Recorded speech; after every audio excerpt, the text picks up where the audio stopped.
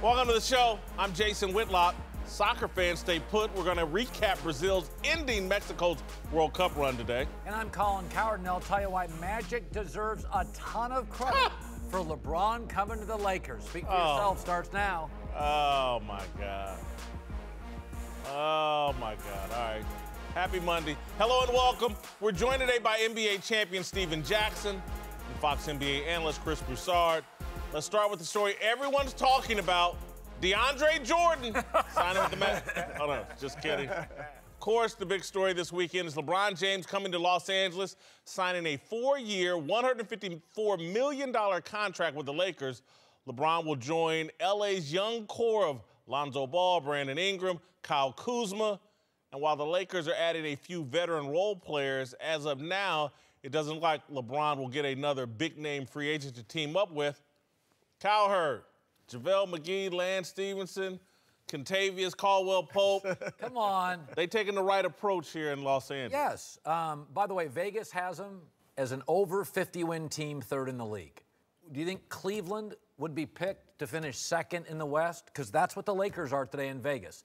Vegas also had them, the Lakers, as an overwhelming favorite to land LeBron. And the media and bloggers and fans said it would never happen. Who said it would never happen besides me? Continue. No, I mean, I think this is Los Angeles. This feels big. It looks big. It looks global. People are going to want to play. And LeBron's still the best player in the league. Look at the excitement. Cavaliers West. That's what we have. Way better players. Way better players. Jordan Clarkson. Kevin Love. Kevin perennial Love all-star. has been an inconsistent. Perennial all-star. Oh, come on. Tristan Thompson has rings. A ring, at least. Vegas has this as the second to third best team in the league. These kids he's playing with, do they shave yet? Seriously. You don't like they got any playoff experience? I'm just saying, is it the right? Kentavious Caldwell-Pope gets it. Lance Stevenson, I'm from Indiana. I love Lance Stevenson. But Lance Stevenson? I like that move. JaVale McGee? This is in the NBA today, you need wings who can shoot and wings who can defend shooters. Kuzma, Ingram, LeBron, they're going to get Kawhi, KCP, Lance Stevenson. Chaos. That's what that sounds like to me, chaos. Yeah, look, Vegas is sniffing something. I mean, to say they're the third best team in the NBA right now, that's crazy. Right. But we're looking at it wrong. If you're saying, is it the right approach to win a championship next year? No, there's no way. They don't have a prayer of winning a championship next year. But for LeBron, this is similar. We don't think of it this way. We think of him as he's always trying to stack the deck. But when you look at his history, this is similar to going back to Cleveland in 2014. That was a 33-win team. This is a 35-win team. Kyrie was, obviously, we knew he'd be great, but he was only in his fourth year, hadn't even been to the playoffs. Kevin Love had never been to the playoffs. And LeBron in his letter in Sports Illustrated talked about patience, not going to happen overnight. I'm here for Northeast Ohio. Like, there were other factors. 29 years old then. Well, that's what I'm saying. Now. Winning should have been even higher on the list then than it is even now. Now he's willing to be patient. I think he's looking at it year 2. We'll get another big-name guy. He got a year to waste at 30. This is for titles, this is going to be a wasted year. There's no way he can win. It's pretty simple to me. We're talking about LeBron James. You put him anywhere with another star, he has a chance to win the championship. So whatever they're up to, as long as they get another star there, he has a chance to win. And that's what I really believe. Even in the West. What if they don't? Then they're going to be a mediocre team. They won't even beat the top of the West. They'll be at the bottom of the West. I am shocked by people that say, this Kawhi thing, it's not going to happen. You do get, in the last week, San Antonio's lost leverage. Before LeBron came to L.A., L.A. would have given anything to get Kawhi. Well, now they have LeBron. They've taken Kuzma off the table. They don't want to give away as many draft picks. You get every month. Without Kawhi, what do you got, Colin? You got Cavaliers West. No. And that's not good enough. I think in the West. You think they're a contender in the West right now? I don't think they're as good as Golden State. I think they're the second best team. Really? Better than Houston? Trevor Ariza is gone. Chris Paul, do you think at the end of the year he's healthy? Colin, you go to bed too early at night. Seriously, I'm being serious. This team would have problems with Utah. and Quinn Snyder. Yes. Yeah, but that's and before Donovan LeBron Mitchell. got there. No, I'm talking about this team with LeBron will have a problem with Utah. You sleeping on OKC, too. Yeah, exactly. They're bunched up right now with the Portlands, the OKCs, the Utahs, New Orleans. The West, this is not the Davis. East. Yeah. This ain't the East no more. He's in bed. This ain't the East He got an anymore. early morning radio show to do. He's in bed. You're not watching the West. Oh, guys. And he Portland. doesn't have Kawhi yet. Exactly. Everything Kawhi's coming, New it's not Orleans. done yet. You- Pop might not trade him to a West Conference team. Pop, he has another year on his contract, so Pop can be stubborn and just make him sit there and play. He might not trade him to a West. And he got a good friend over there in Philly, Minnesota. so he might not be Yeah, there. I think he's ended up in Philly. Yeah, Kawhi. that's his buddy over there. Minnesota, you think that's a scary team for LeBron? No, what I said was Houston, Utah, OKC, and Anthony Davis is always a And problem. I'll throw Minnesota in there, too. They gonna get Again, better. it's a step up. There's no question. Look, let's just look at it this way. As much as I respect and admire LeBron in this game, he's been to 9 finals. If he were in the West, that would be 3 finals he's been to. Yeah, trust me, I know he made this decision with understanding that he might not be back in the finals this year. Yeah. I'm pretty sure he made I it. think Oh, you yeah, guys are especially overstating the knowing Great that. West. Minnesota underachieves. Chris Paul can't stay healthy. Steph Curry gets injured. What is New LeBron Orleans? James is 33, and he's playing with Lonzo Ball and Brandon Ingram, a bunch of kids, and now they bring JaVale McGee, who's the star of Shaqtin' a Fool, and Lance Stevenson over here. I don't know. Hi, I'm Alexi Lawless. I used to play soccer back in the 1900s for the U.S. Now you can find me talking about soccer this summer during the World Cup on Fox. Now through July 15th, you can get daily FIFA World Cup updates from me through your Alexa-enabled device. Just say, Alexa, play the Fox Sports Flash Briefing, and you'll get the latest tournament news straight from Russia. Alexa and Alexi. Now that's a winning team. Don't forget to watch the 2018 FIFA World Cup all tournament long live on Fox and FS1. He may not have another superstar to contend with, but LeBron will have to share some space with the Ball family, who've been sucking the oxygen out of Staples for the past year. Yesterday, Lonzo was asked when he heard the big news.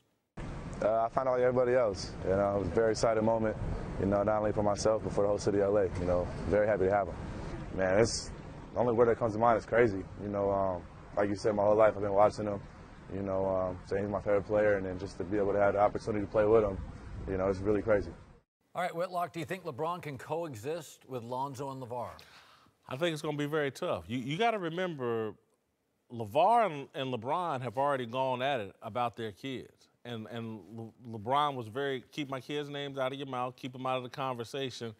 Look at the way LeBron handled Dan Gilbert. And Dan Gilbert bent over backwards trying to make up, and LeBron's like, well, I'm going to tolerate you, but I'm just going to tolerate you. LeVar's a very tricky situation. This team is combustible, man. Lance Stevenson, Lonzo Ball making rap diss tracks. LeVar, you never know when he's going to erupt. Magic is a personality. This thing is very combustible. Kobe Bryant, he's doing interviews everywhere he can, trying to make sure he's a part of this. This situation is combustible. I think LeVar knows how much leverage he has, which is 0. Lonzo's story, that Lonzo story broke 2 days ago, the injury. Well, why did it break 2 days ago? He's been hurt since the season. It broke because LeVar fed the media that story, because he doesn't want his son traded, because he knows Lakers don't need him. LeBron's led his team in assists 14 straight years. They don't need Lonzo. They don't need Lonzo. What they need are wing guys that can shoot. So my takeaway is LeVar knows I got no leverage here. Like, the Lithuania thing was a joke. Lonzo's hurt. LeBron's not going to take it, to your point about the parenting. And frankly, LeBron has the ball in his hands. They don't need Lonzo right now. And I think LeVar knows they don't need him. That's why I think LeVar's smart enough to tone it down.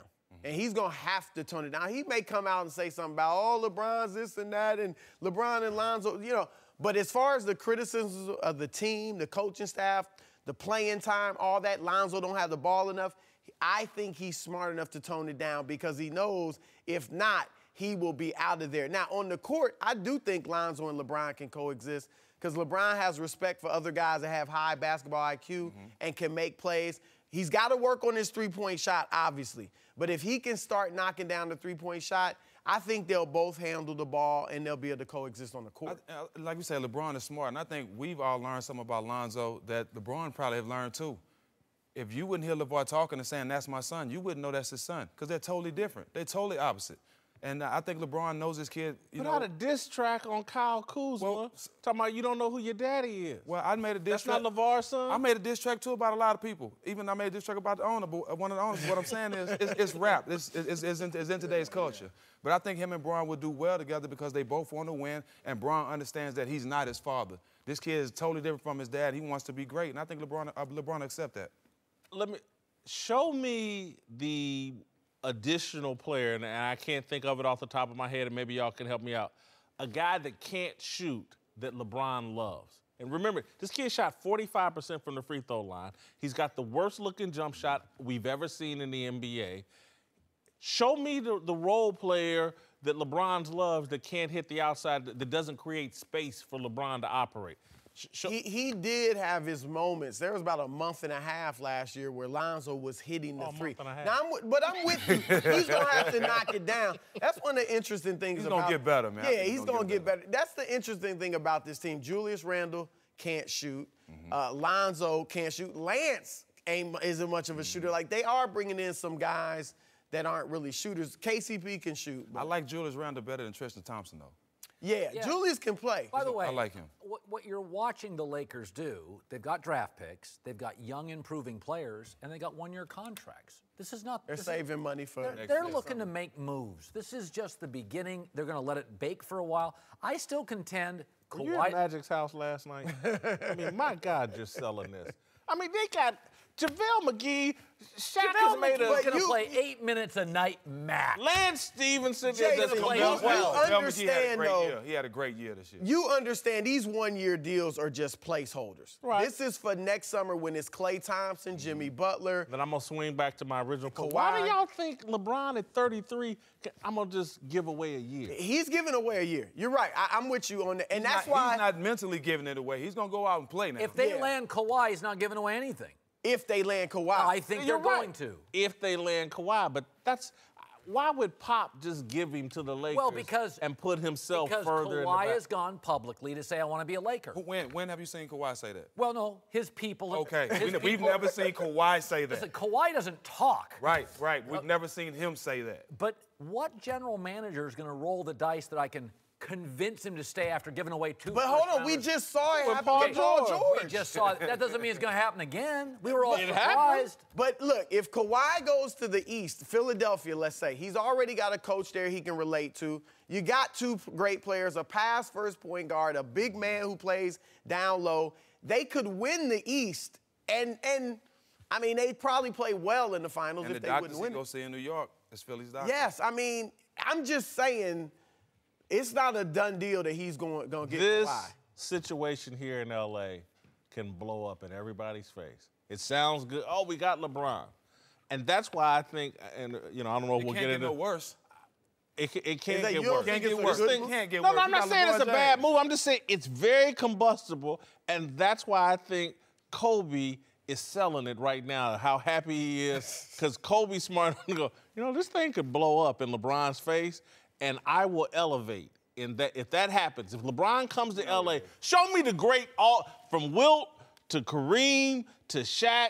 When you're an all-time great and you come to L.A., you have to win championships. Right. If this blows up in LeBron's face, Kobe elevates. If he doesn't finish it, if he don't get a championship or 2 here in L.A., Kobe elevates, and Kobe can see, because he's got eyes, this thing could blow up in LeBron's face. LeBron for being up for the task, I tell you that. That's the thing. There's been this narrative, like I said, he wants to stack the deck, he doesn't want to compete. He's competing, he's taking on a risk. All right, welcome back. Joined now by Fox Soccer analyst Warren Barton. Well, pump your fist for England. I was there. I was I'm pumping. 61% British. I just found that out in my test. 61%? Yeah. 61%. I'm 100. I'm 100%. All right, Ian Joy, let's move to the World Cup. Brazil beat Mexico 2-0 to advance to the quarters. we've seen a number of other major powers. Germany out, Argentina, Spain, Portugal, eliminated already. All right, Warren, should Brazil be the overwhelming favorite to win this? In my opinion, yes, because defensively they're very strong, which is un-Brazilian-like, and they've got a superstar, not only with Neymar, but Coutinho as well at Barcelona. So they've got two playmakers that are excellent going forward. They show they could defend. Belgium, we know about their capabilities and their strength, but if I'm looking at a team, when I think of a World Cup, I think of Brazil in the yellow shirts, and I think they're the favourites to win it. I think when you look at both of these teams, it's entertaining because both like to attack, both like to score goals. The two coaches that have actually been in charge of these teams for the last couple of years have only had one defeat each over the last 25, 30 games. So you're looking at two competitive teams that like to score goals. So it should be an entertaining game. May the best team win. It feels like a March Madness, though, where Duke and Kentucky have been knocked out. I feel like, usually I go to a World Cup, I feel like, okay, Germany's here, Argentina's here. Yep. I think Brazil's vulnerable. I think countries have caught up to the big powers. Colin, you're right. There's no easy game in this tournament. You've seen Germany. Japan should have beaten Belgium. Exactly. That two-goal lead against Belgium, going into dire moments, they end up conceding a goal. That's what this World Cup's been about. It started off with Russia winning 5-0 in the opening game. That set the tone. Then you had Spain against Portugal 3-3, and then obviously Mexico beating Germany, one of everybody's favourites. So don't be surprised whatever happens in this tournament because it's that type of open game. I don't know if you guys know anything about college basketball, but Colin mentioned Duke, and I feel like I saw Grayson Allen today. Neymar. He rolled around on the ground for 3 or 4 minutes, stopped this game, and the Mexican coach to me was justifiably upset. This is too much for me.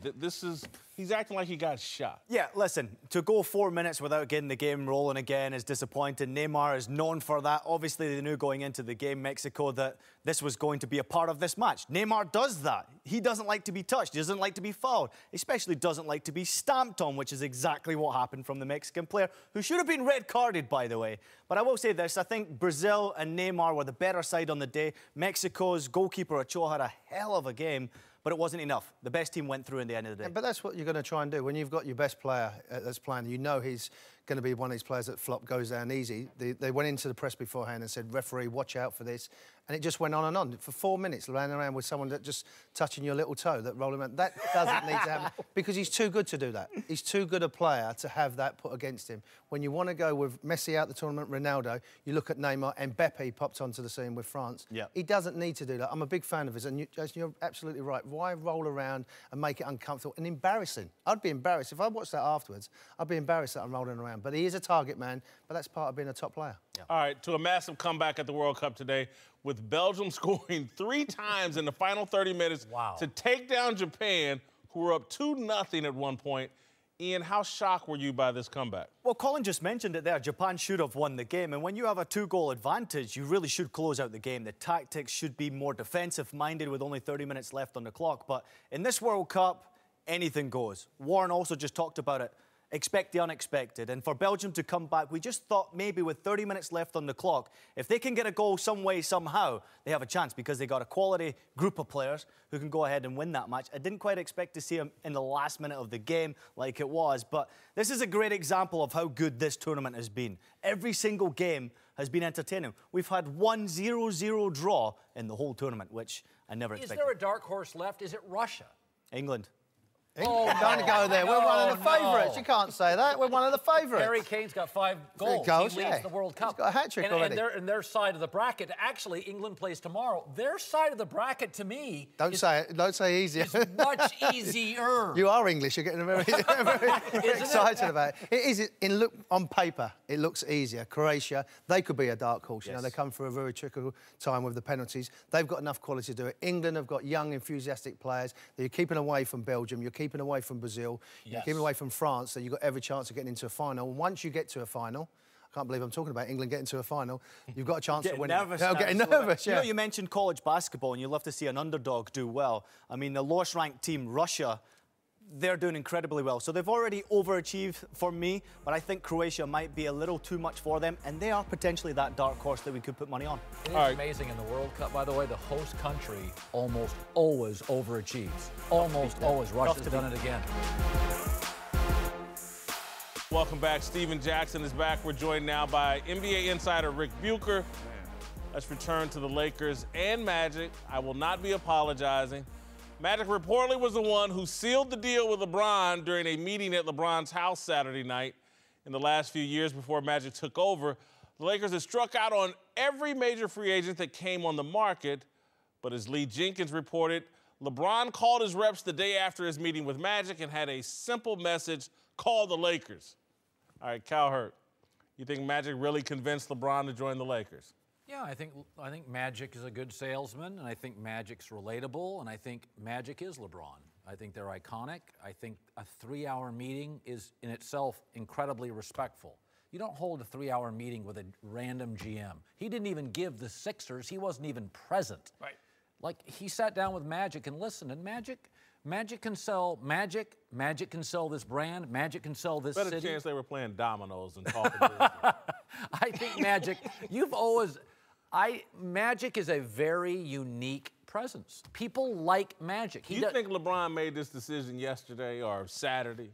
I mean, serious. Peter Vesey was writing about this a year and a half ago. Thank you. Everybody was saying this decision was made a long time ago. That's why he didn't meet with the Sixers. That's why he didn't meet with anybody. And that's why he invited Magic over to his house, and I'm sure they had a cocktail or two and were laughing and talking. But he signed a 4-year deal. You don't make a decision yesterday or 24 hours ago and then sign a 4-year deal. He got 2 houses out here. It was a done deal. The only thing that threw me off the trail was Magic with that little, I'll quit if I don't get somebody in 2 years. That threw me off the trail a little bit. I made a fool out of myself. Magic, congratulations, but the decision was made long ago. So you think it was made years ago, a year ago? I wouldn't say years ago, but certainly this has been in the plans for months and going back to the beginning of the year. And it really comes down to one thing. LeBron James wanted to get away from Dan Gilbert. That ultimately did not want to play with him, play for him, or play in an organization with him anymore. That was the bottom line. And I thought it was what we've seen, you know, the political discord. We obviously know they're on different sides of the equation when it comes to the president. I'm told that it's even deeper than that. So ultimately it was, I just need to go someplace else, and this was in place. So the idea that he was going to look into Magic's eyes. Okay, I'm coming. Yeah. Not a chance in the world. Rich Paul, his agent, has been in Rob Pelinka's office. I think he has like an auxiliary office in the Lakers front office right now. This has been in the works ever since they signed Kentavious Caldwell-Pope. I definitely believe it's been in works, but Magic definitely had a lot to do with it. As a player, we all respect Magic. You know, the guys that are students of the game, that watch the game, we all respect Magic. And a lot of times when you can do business with somebody like him that was great in the game, that's a great businessman, obviously him being there had something to do with it. But LeBron making that decision solely has something to do with his family and where he's more comfortable. But Magic being in that position definitely helped. It sure wasn't Luke Walton. Well, I don't know. It had to be Magic. Where else was he going to go?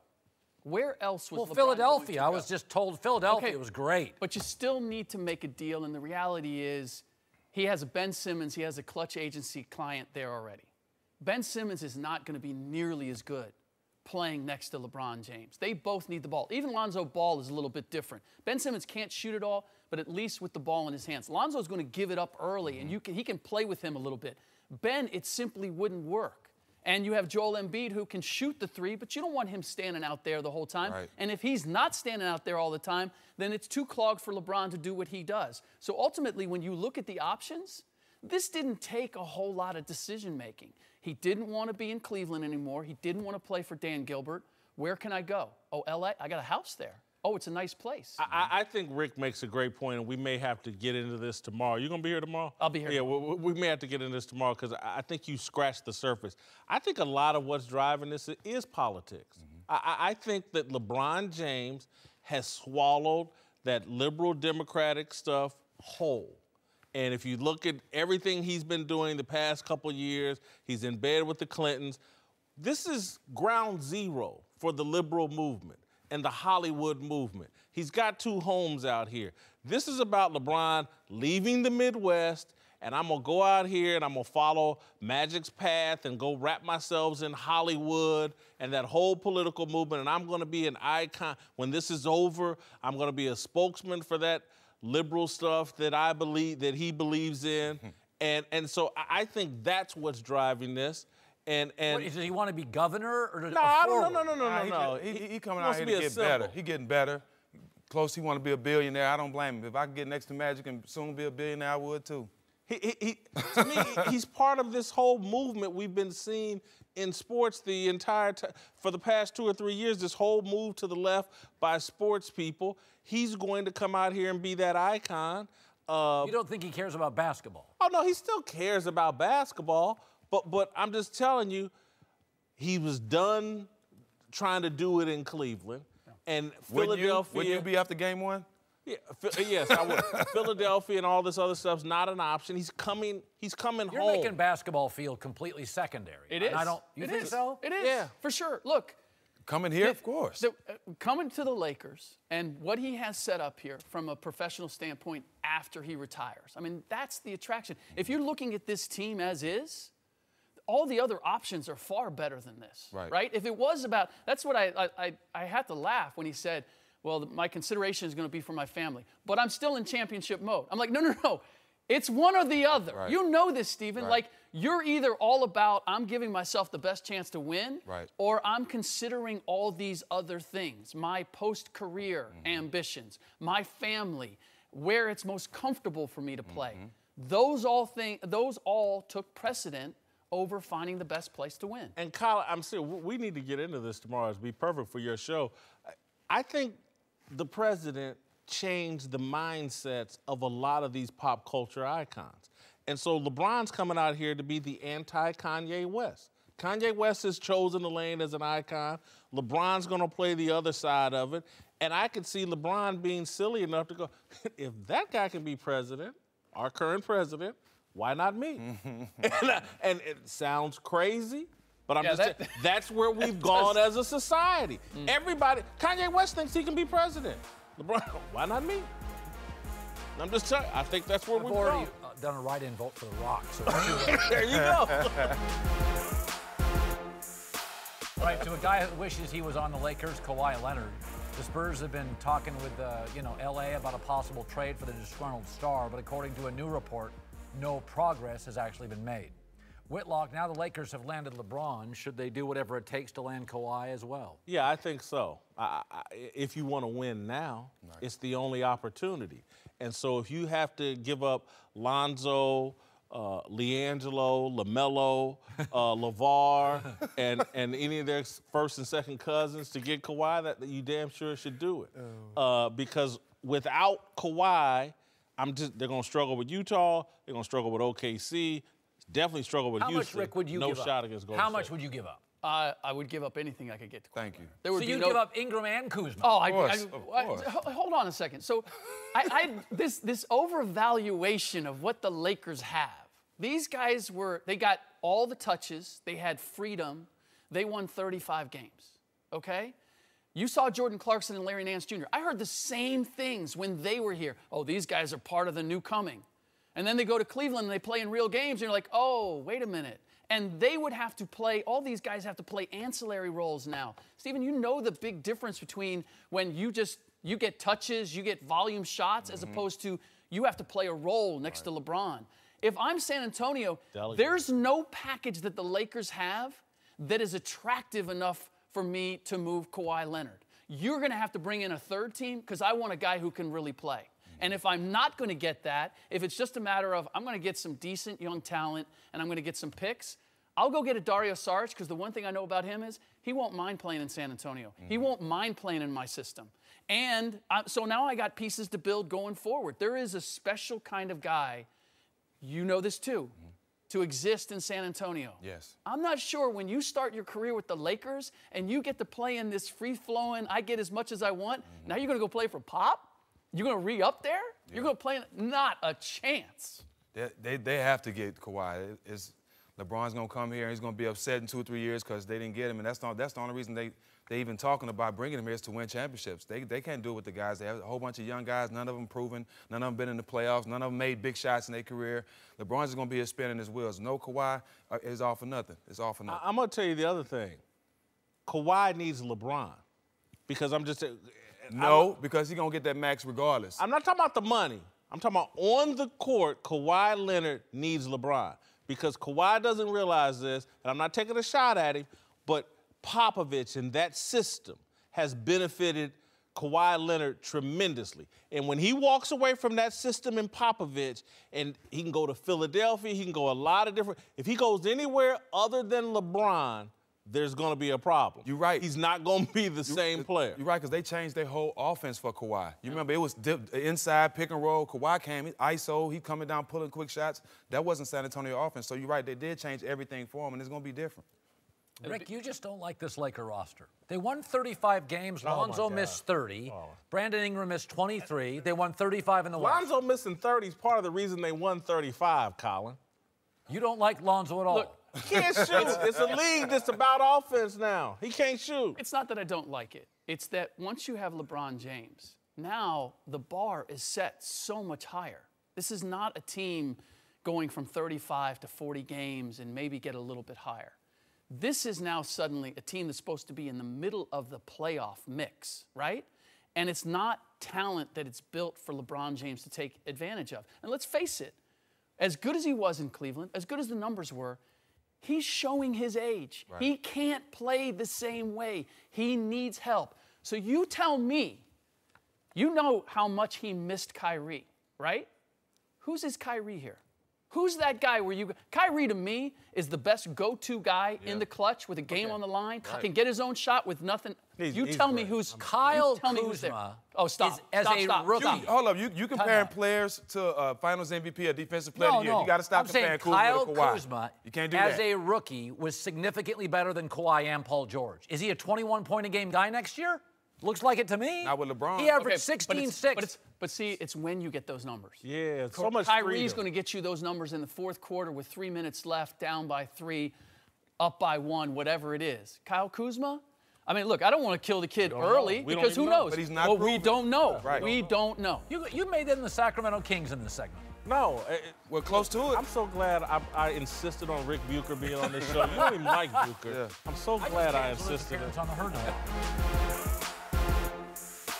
Welcome back, Steven Jackson, Chris Broussard. Let's move to Oklahoma City. Paul George decided not to join LeBron on his hometown Lakers, instead opting for a 4-year, $137 million with a stay with the Thunder. George actually announced the decision at a house party thrown by his teammate Russell Westbrook. I bet that was just nothing but fun. Poppin'. Whitlock, do you give Russ credit for George staying in OKC? Is there anyone else to give it to? The guy made the announcement. The bank. He made the announcement at Russell Westbrook's house. Who else to give him the credit for? We've sat here and heard no one wants to play with Russell Westbrook. You think he's suddenly easier to play with today? No, you said no one wants to play with Russell Westbrook. Paul George just decided to play with him. LeBron James, who I love and respect, Kyrie Irving didn't want to play with him. And Paul George, apparently, either. Paul George didn't want to play with him. How do we know Paul George heard the Kawhi news and thought, I don't want to be a third wheel on the Lakers? That's not possible? What's possible is he didn't want to give up that 40 extra million. Well, he only had to get, like, the Lakers could have given him like $8 million less, like 129 over 4 versus 137 over 4. So I don't think it was a financial decision. I do think you have to give Russ credit. I mean, how many times does George have to say it for us to believe it? He loved playing. He talked about the friendship. I think that was a huge part of it. The friendship, the trust he developed with Westbrook. And look, if it was just about, okay, I can't go to the Lakers and be the third option, then he could have looked at other teams. If it was just about, if Philly would have been, I still think he missed an opportunity to go to Philadelphia where he'd have been one first or second scorer. Here's where I'll give Westbrook credit. Recruiting is about love. Mark Rick coaches Miami Hurricanes. I was talking to him about recruiting one time, and he said, listen, whether I'm in Georgia or Miami, you just got to tell the players, I love you. We need you. You're really needed here. And I do think OKC and Westbrook really made Paul feel like, man, and I think they're right, we really want you to be part of this. As players, you got to, you love Russell Westbrook. You want to play with, every player wants to play with a guy like Russell Westbrook. Great players want to play with great players. It's not necessarily making your job easier, but you want to play with great players, and I think they had a lot to do with it because he's an MVP, one of the best players in the league. They can grow. They can get to the finals together, and I think Paul George understands that. Look, what other reason is there to stay in Oklahoma City? This dude grew up out here in California. He lived in one of the best cities in America, Indianapolis, for a number of years. Awesome city. And he chose to stay in Oklahoma City. That's got to be Russell Westbrook, and it's given me hope that we're going to see a little different version of Russell Westbrook moving forward. Melo, too. How do I know Russell Westbrook hasn't been empowered? Russell Westbrook last year had to play nice because he wanted to keep him. He didn't play any differently. He still averaged a triple-double. Exactly. Russ played his same old game. And here's the thing, look, Paul George had his best catch-and-shoot year ever. Best percentage from 40 or from three-point line. Defensively, that team with Anthony Robertson or Andre Robertson, well, hold on. They're starting five with Robertson, Melo, Westbrook, George, and Steven Adams was analytically one of the best starting fives in the league or one of the best five-man units in the league. So I'm not saying they're going to win a championship. I don't think they can win a championship.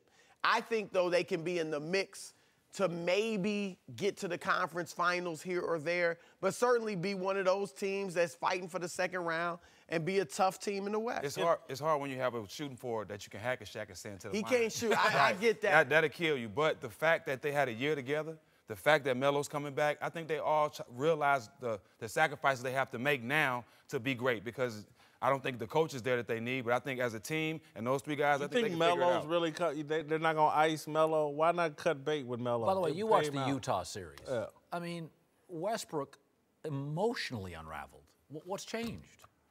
Look, that they lost. Sometimes you learn from pain and losing, and then just this whole recruiting process with Paul George.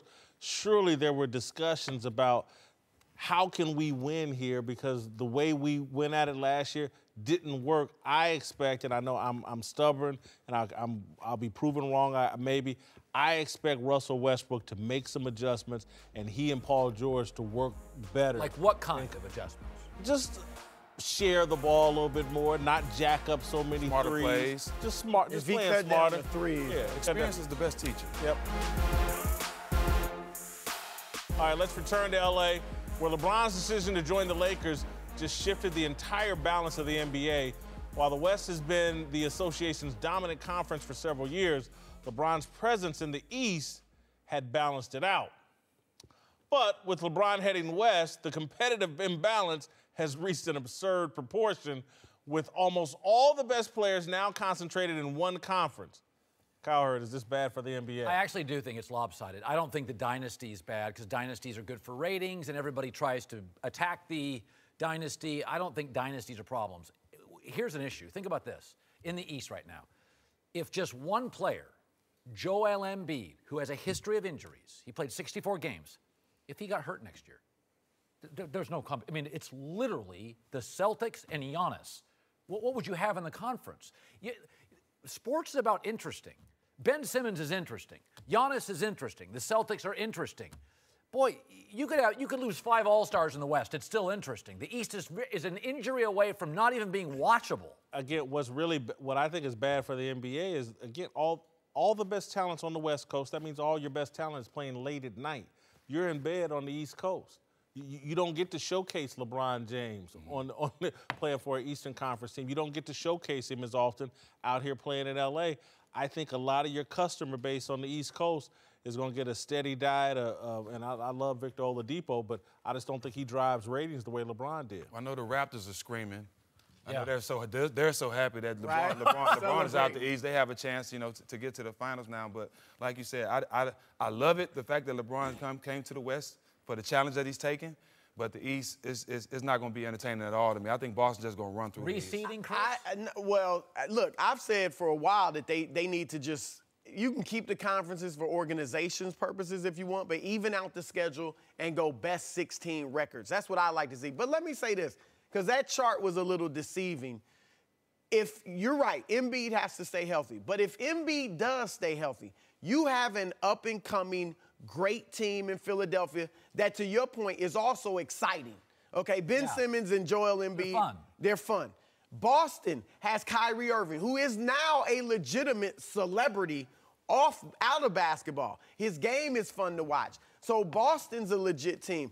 So I think right there you've got 2 great up-and-coming teams. And Milwaukee, I expect to be much better with Mike Budenholzer, who led a Atlanta team to 60 wins a few years ago. They didn't have anything close to Giannis. They got Chris Middleton, Jabari Parker. So I think that the East is certainly not as good as the West. But if these teams stay healthy, it can be exciting. I'm really concerned about you, because you're going to see a lot of first halves of LeBron James. I have no idea what happened in the second half. When you're on your couch, knocked out, slobbered. You have reduced LeBron and the Lakers to something between Orlando and Sacramento. I'm just saying, all you're going to see is the first half. You'll have no idea what happened in the second half. You're used to him being in the East. Don't be different. All right, welcome back. Time for last call. Let's move to Kobe Bryant, who appears to be happy about LeBron James joining his former team. Welcoming LeBron to the Lakers family on social media and expressing excitement about the decision in interviews today. Cowherd, you buying it? I am. I think Kobe's been really impressive since his retirement. I think he's been really focused on business. I think he's hit a couple of home runs. He won the Oscar, and I think he's secure with himself. He's a competitive person. And I'm looking at people celebrate over social media. LeBron's the greatest Laker player of all time. You know, saying he's the best player to ever wear a Lakers uniform. Not saying he's accomplished, because he hasn't accomplished anything in the Lakers uniform. If I'm Kobe, I'm like, really? I'm going to make this guy go out and do something before we just anoint him. And so I'm not really buying that Kobe's happy.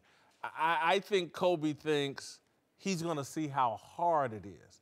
You know, playing basketball in Cleveland, in the middle of nowhere, even down in South Beach, it's not the same as being out here in L.A. with all the demands, with all the paparazzi, with all the things that can blow up in your face. It's a lot easier to keep secrets in the Midwest than out here in L.A. I think Kobe wants to see if this dude can scale this mountain, and he's a little bit suspicious that he can't. Well, whether Kobe's happy or not, the Lakers have to be. Adding LeBron just boosted them to the second best odds to win the NBA title, behind Golden State. Cowherd, do you think the Lakers can already challenge the Warriors? Not yet, but we saw real fatigue with Golden State this past regular season. Steph Curry got hurt again. Kevin Durant is a little bit, as you've pointed out, a little bit of a searcher and a wanderer. David West said after the finals, if you only knew what was happening. Steve Kerr immediately, by the way, signed a new contract because he knows this job's getting tougher, not easier. I think Golden State comes down this year. Look, they came down in the regular season already, but I think this energizes Golden State. Not so much during the regular season, but I think they'll play the Lakers 5 times. In those 5 games, you're going to see the real Golden State Warriors. And by the time they get to the postseason, if they see LeBron and the Lakers in the postseason, they're going to want to embarrass them. I'm buying season tickets, and from what I've heard today, you'll never want to use my tickets to go to a game. Enjoy the Sacramento Kings. Hey, you know, I'm not buying.